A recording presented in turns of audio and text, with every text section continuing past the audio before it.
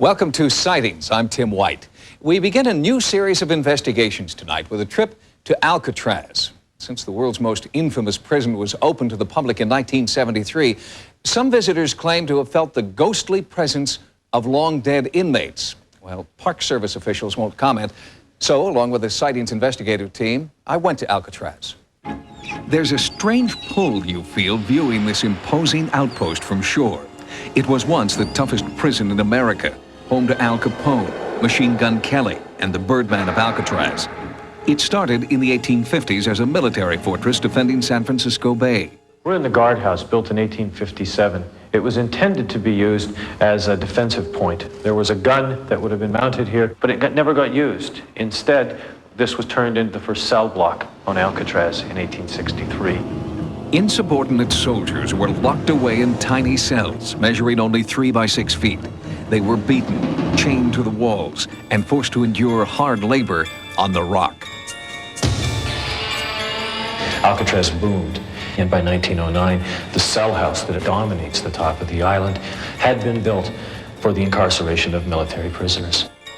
Alcatraz remained a barbaric military prison until the 1930s, when social upheaval reached a peak and mobsters ruled the big city streets.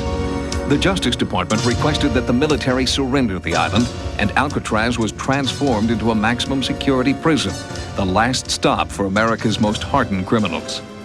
The monsters of society were stored here until 1963, when the prison closed.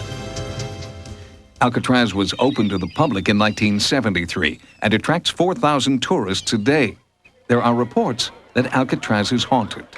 Could the pain and suffering endured by prisoners at Alcatraz still exist today in the form of ghosts? When you walk in, it's really dark and it's very cold in there, and I got the chills and I had to leave. I didn't like it at all. Normally I don't believe in ghosts, but in a place like that where there have been so many violent deaths and the kind of people that were there, you know, it's quite possible. I think it's a natural idea that when you come onto the island, you're going to be experiencing something a little special, you know, a little extra. Sounds of a cell door closing, somebody appearing and then disappearing. Those type of things would really send chills up your spine. Ray Polo, a former Park Service ranger on the island, claims many ghostly encounters have occurred. But for the past 19 years, the Park Service has refused to talk about reports that Alcatraz is haunted. Official policy about ghosts on Alcatraz is we would say that, in effect, well, maybe things had happened, maybe they didn't. It's just something that it wasn't officially sanctioned. Are there ghosts on Alcatraz? We asked nationally renowned psychic investigator Peter James to spend a night on the rock. I walked with Peter as he tried to communicate with what he calls entities inside Alcatraz. As we walked through the cell blocks, Peter began to hear what he felt were the voices of tortured spirits. Alcatraz was a place that drove men mad. Military prison. They're in pain, and I'm in pain, and there's blood here. They couldn't break out of the prison. Like a psychic bloodhound, Peter was drawn to out-of-the-way places around the island. I know little or nothing about Alcatraz other than what I learned here during the past 2 days that I've been here. And my feelings are strongly that there is an energy here unlike any other that I've ever experienced. Peter claimed to have little knowledge of the history of Alcatraz. He said he let the spirits guide him, and they led him here to an area known as the Citadel. This particular one, I feel there was a loss of life here. And this man was a sergeant. And this is an American life that was lost in this particular cell.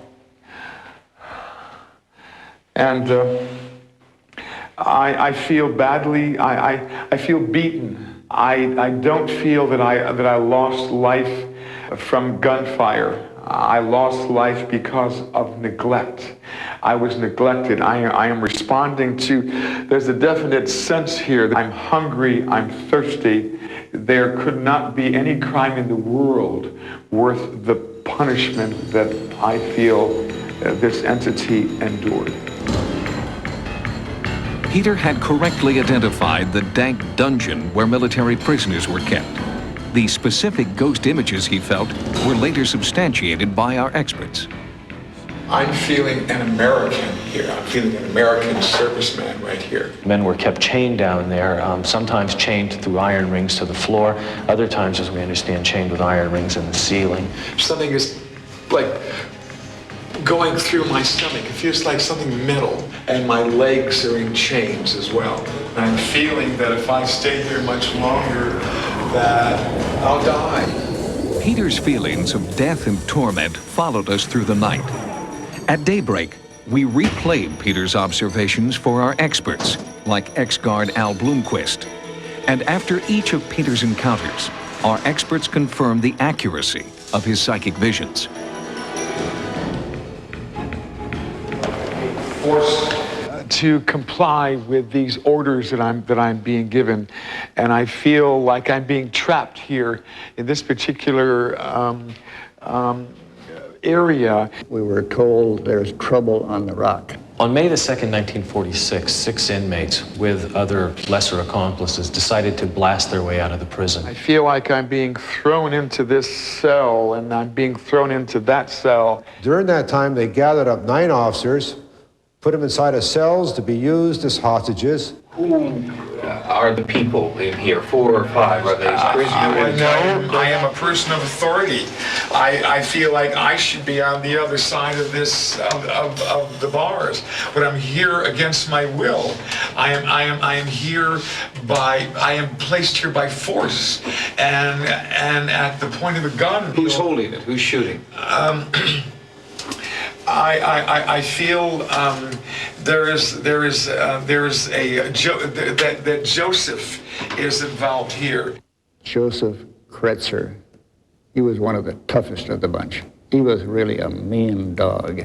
What does Joseph have to do with this? Joseph is keeping me captive here. Joseph is placing me here against my will. Where's Joseph? Kretzer took the .45 automatic and started shooting these officers, innocent officers inside the cell. I'm sensing that Bill, or William, lost his life here. Only one? Only one. 4 or 5 here. There are 4 here, but others are wounded. But I only feel one loss of life in this particular place. Whose voice are you hearing? I'm hearing William. There's a Bill, or William. William Miller later died in the hospital in San Francisco. Other officers were very seriously wounded. The name starts with a C. Cecil Corwin had his lower jaw torn away. It's a wonder they weren't all killed in the spot. Alarms sounded. Military reinforcements arrived. The inmates fled to a utility corridor in C Block. 46 years later, Peter James led our cameras to the same, now dark, corridor. Peter, you've sensed a lot in there. Yes. Why don't you we have an infrared lens on the camera. Why don't you go in there with the camera and see what you can do on I would like that. I would like that. Joseph, I'm coming through. Marty, Mark. Give me a better verification of a name. Marvin, is that Marvin?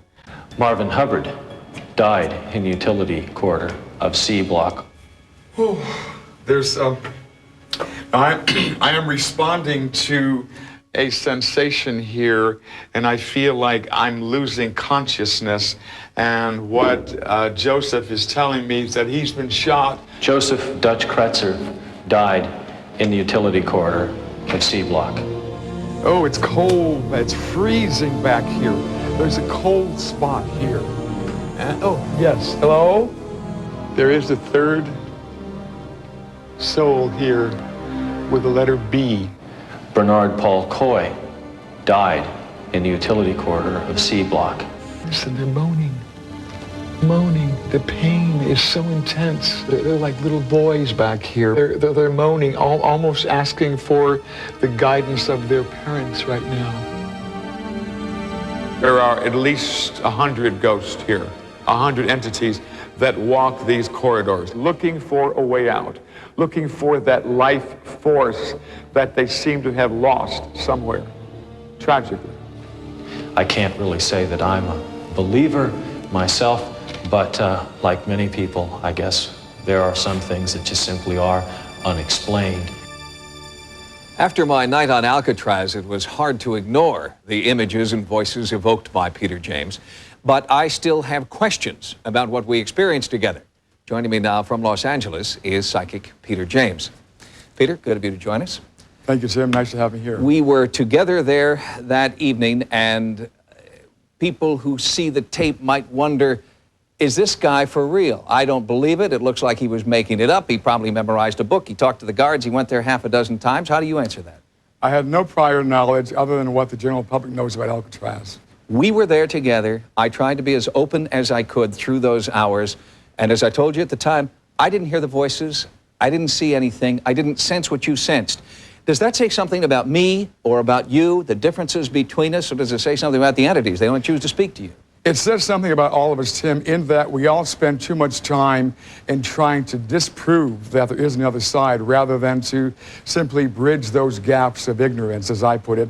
And yes, some of us are more acutely sensitive, as I am. Can you turn it on and off, Peter, or are you seeing and hearing things all the time?